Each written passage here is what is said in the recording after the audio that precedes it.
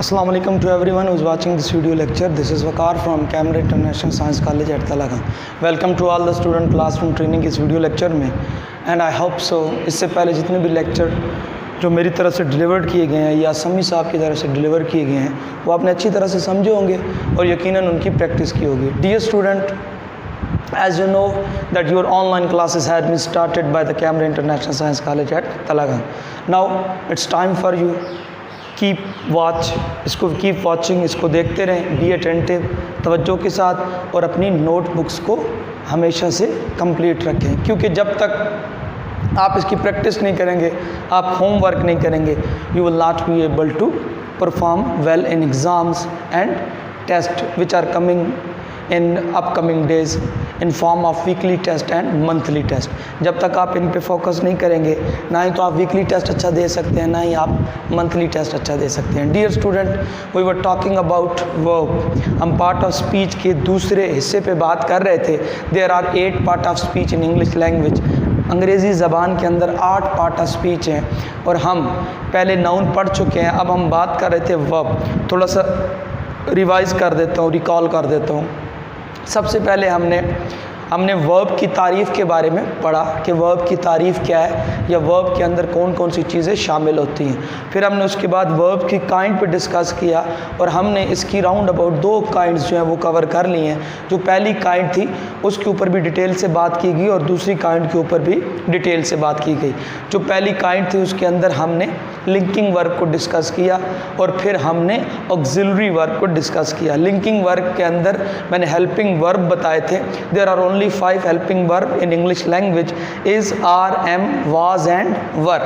5 helping verb हैं. इसके अलावा जितने भी हैं has, have, had, can, could, might, may, ये सारे के सारे एट्सेट्रा ये इंक्लूड किए जाते हैं. यानी all these words are modal verbs, इनको मोडाल वर्ब भी कहते हैं. आर इंक्लूडेड इन किसके अंदर शामिल करते हैं? एक्सिलरी वर्ब्स के अंदर. तो डियर स्टूडेंट, आज हमारा जो नया टॉपिक है वो बड़ा इंपॉर्टेंट है और इंतहाई इंटरेस्टिंग है. वो है ट्रांजिटिव वर्ब. अब डियर स्टूडेंट, यहाँ पे बात देखने की है कि ट्रांजिटिव वर्ब क्या होता है. दिखने में ये मुश्किल लग रहा है, नाम मुश्किल लग रहा है, but there is no issue, कोई मसला नहीं है. डियर स्टूडेंट, आपको पता है जब कोई जुमला बनता है तो उसके अंदर ये चीज़ें मौजूद होती हैं. Subject, verb plus object. Subject वो होता है जो काम करता है, इसे हम फाइल कहते हैं. और डियर स्टूडेंट, वर्ब क्या होता है? फेल होता है, यानी काम को कहते हैं. सब जो फाइल है, सब्जेक्ट है, the person who is performing an action. जो बंदा काम कर रहा है वो फाइल कहलाता है और जो काम है वो क्या कहलाता है? डियर स्टूडेंट, फेल कहलाता है. और डियर स्टूडेंट, जिसके ऊपर काम सरअंजाम हो रहा हो उसे हम मफ़ऊल कहते हैं. उसे हम क्या कहते हैं? मफ़ऊल. For example, he writes a letter. वो एक ख़त लिखता है. डियर स्टूडेंट, यहाँ पे देखें, वो ये जो आपका ही है ये सब्जेक्ट है क्योंकि ये काम कर रहा है. और काम क्या हो रहा है? ख़त लिखना. तो ये आपका सब्जेक्ट बन गया, ये आपका वर्ब बन गया. और किस चीज़ के ऊपर काम हो रहा है? लेटर के ऊपर. तो ये आपका क्या बन गया? ऑब्जेक्ट बन गया. ये बात मैंने इसलिए समझाई है कि ट्रांजिटिव और जो उससे अगला टॉपिक है उसके अंदर यही बात डिस्कस की जाएगी. अब डियर स्टूडेंट, अगर जुमला ऑब्जेक्ट के बिना ना बने, यानी सब्जेक्ट, वर्ब एंड ऑब्जेक्ट, यानी जब तक ये तीनों ना लिखे जाएं, जुमले का सेंस क्लियर ना हो, तो वो वर्ब जो उसमें इस्तेमाल होता है वो ट्रांजिटिव वर्ब कहलाता है. वो क्या कहलाता है? ट्रांजिटिव. अगर इसी जुमले के ऊपर आप गौर करें, अगर डियर स्टूडेंट ये जस्ट इतना होता ही राइट्स, तो बात क्लियर नहीं हो रही है कि वो क्या लिखता है, किस चीज़ को लिख रहा है, नहीं पता चला. जब तक इसके अंदर लेटर नहीं आया या कोई नोटबुक, कोई और चीज़ इसके अंदर आ सकती है, तो इसका मतलब ये आपका जो वर्ब है ये क्या है? ट्रांजिटिव वर्ब है. क्यों? क्योंकि जब तक डियर स्टूडेंट ऑब्जेक्ट नहीं आया, हमें बात ही समझ नहीं आई। तो इसका मतलब ट्रांजिटिव वर्ब वो होता है जब तक ऑब्जेक्ट जुमले में ना आए आप जुमले को समझ ही नहीं सकते। तो इसका मतलब आसान सी तारीफ करते हैं, यानी ट्रांजिटिव वर्ब मोहताज होता है, डिपेंड करता है किसके ऊपर, ऑब्जेक्ट के ऊपर। अब हम इसकी डेफिनेशन लिखते हैं। Transitive verb depends, transitive verb depends upon dear an object, dear student, यानी ट्रांजिटिव वर्ब ऑब्जेक्ट का क्या होता है, मोहताज होता है। जब तक ऑब्जेक्ट नहीं आएगा आपको बात समझ नहीं आएगी। मैं एक और एग्जांपल दे देता हूँ ताकि आपका कॉन्सेप्ट क्लियर हो जाए। she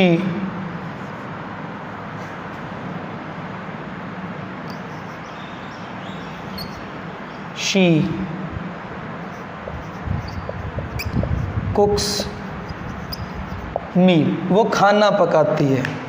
अब देखिए शी क्या है इसके अंदर, डियर स्टूडेंट, शी सब्जेक्ट है, कुक वर्ब है और ये ऑब्जेक्ट है। अब देखिए जब तक मील नहीं आया आपको नहीं पता वो मछली पका रही है, वो खाना पका रही है या वो कोई और चीज़ पका रही है। इसका मतलब आपका ये जो कुक है ये डिपेंड कर रहा है किसके ऊपर, मील के ऊपर। तो ये आपका जो कुक है ना, ये कौन सा वर्ब है डियर स्टूडेंट, तो ये ट्रांजिटिव वर्ब है, T.V मतलब ट्रांजिटिव वर्ब। तो ये कॉन्सेप्ट क्लियर हो गया कि ट्रांजिटिव वर्ब वो होता है जो कि ऑब्जेक्ट का मोहताज होता है। जब तक ऑब्जेक्ट ना आए जुमले का सेंस क्लियर नहीं होता, आपको बात समझ नहीं आती। नेक्स्ट हमारा इसी का है, इसी से हम बनाएंगे नंबर 4।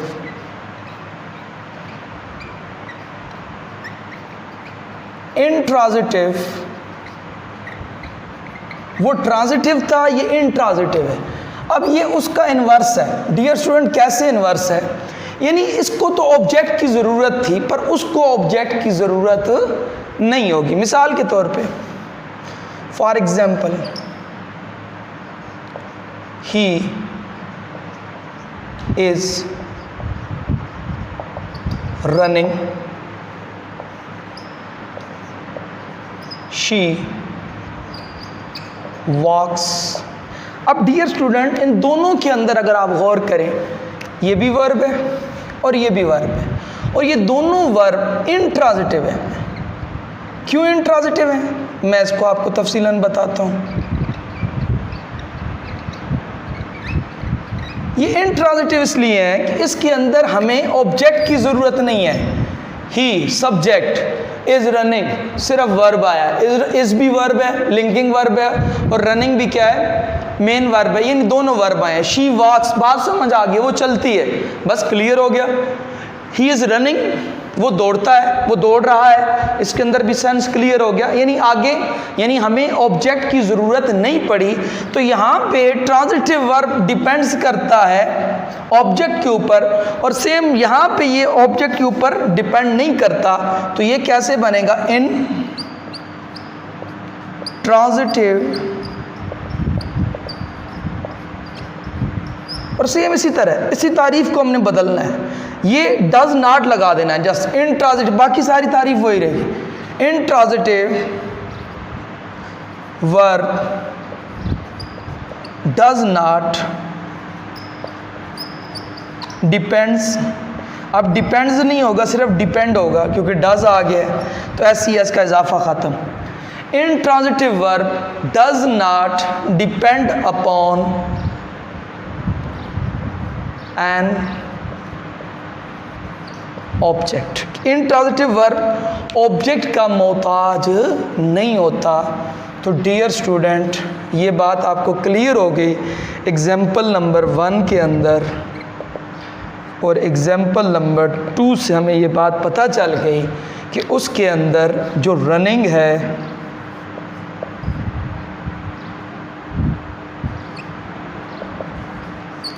वो इंट्रांजिटिव वर्ब है, और आपका जो वॉक्स है ये भी क्या है, इंट्रांजिटिव वर्ब है।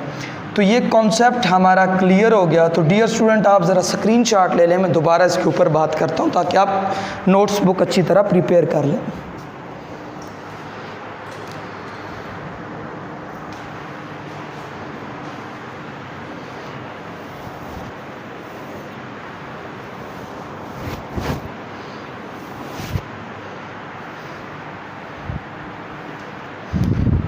जी डियर स्टूडेंट, ले लिया स्क्रीनशॉट।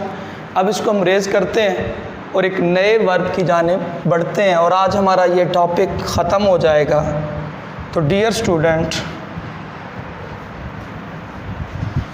आपने जितने भी लेक्चर सुने हैं उनको रिवाइज़ करना है, उनको तैयार करना है, उनको स्किप नहीं करना, ताकि आपकी तैयारी अच्छी से अच्छी हो।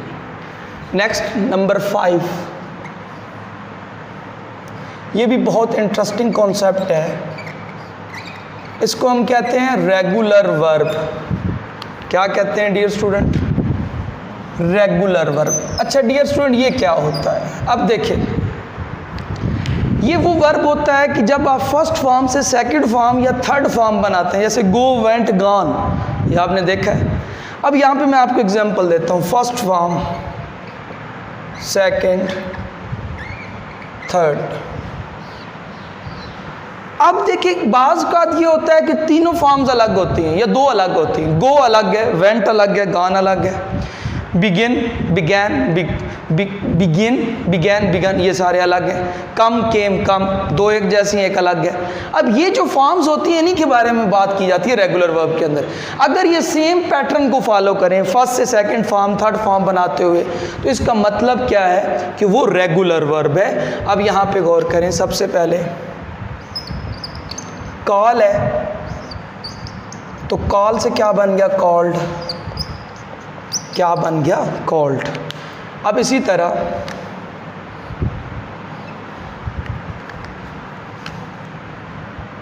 प्रेजेंट है। प्रेजेंट का मतलब जाहिर करना, पेश करना। प्रेजेंटेड। तो डियर स्टूडेंट, ये भी क्या हो गया? प्रेजेंटेड। अब यहाँ पे गौर करें, एक और एग्जांपल देता हूँ। प्रीपेयर, जैसे आपको मैं अक्सर बोलता हूँ कि अपनी कॉपियों को प्रीपेयर करें, तो ये क्या बन गया? Prepared, prepared. अब डियर स्टूडेंट, आपने गौर किया, यहाँ पे भी क्या आया? ईडी, यहाँ पे भी ईडी, यहाँ पे भी ईडी, ईडी, ईडी और ईडी। यानी यहाँ पे सेम पैटर्न फॉलो हो रहा है। फर्स्ट से जब हम सेकंड और थर्ड फॉर्म की तरफ आते हैं, तो इस तरह का जो वर्ब होता है वो डियर स्टूडेंट क्या कहलाता है? वो रेगुलर वर्ब कहलाता है। तो अब हम इसकी तारीफ लिखते हैं, थोड़ी लेंथी होगी। व्हेन सेकंड और third form of the verb, यानी जब दूसरी और तीसरी हालत जो है वो वर्ब की, when the second, the third form of the verbs can be, बनाई जा सकती हों, can be made by adding, यानी इजाफा करने से, D R E D, the verb is called a regular verb. तो वर्ब क्या कहलाता है? रेगुलर वर्ब कहलाता है। तो डियर स्टूडेंट, यहाँ पे आपने गौर किया तारीफ के ऊपर, वही बात जो ऊपर डिस्कस की गई है, यानी व्हेन सेकंड और third form of the verb, यानी जब पहली के बाद दूसरी या तीसरी हालत उसको आप बना सकें डी या ई डी लगाने से, तो वो स्पेसिफिक वर्ब क्या कहलाता है? वो रेगुलर वर्ब कहलाता है। अब हमारा टॉपिक है लास्ट बट नॉट लीस्ट,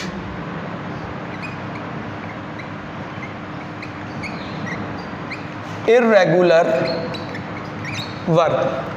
अब इसी को आप चेंज कर दें, इसी का इन्वर्स कर दें। देखिए यहाँ पे ईडी और ईडी लगाने से बना था, लेकिन वहाँ पे नहीं बनेगा। वहाँ पे ये चीज़ आएगी फर्स्ट, सेकंड, थर्ड, यानी इसको चेंज कर दिया जाएगा इस पैटर्न को। मिसाल के तौर पे अब यहाँ पे गौर करें, गो, वेंट, गॉन, कम, केम, कम। ठीक है जी, एक और एग्जांपल ले लेते हैं ताकि ज़्यादा टॉपिक क्लियर हो जाए। बिगेन, बिगैन, बिगन, शुरू करना। अब देखिए इन तीनों के अंदर पैटर्न कोई और है। अब इसी डेफिनेशन को आप बदल दें, जस्ट इसके अंदर नॉट लगा दें, कैन नॉट, तो ये सारा का सारा वही बन जाएगा। व्हेन द सेकंड और third, the third form of the verbs can not, वहाँ पे कैन था, यहाँ पे can not be made by adding D और E D, the verb is called an irregular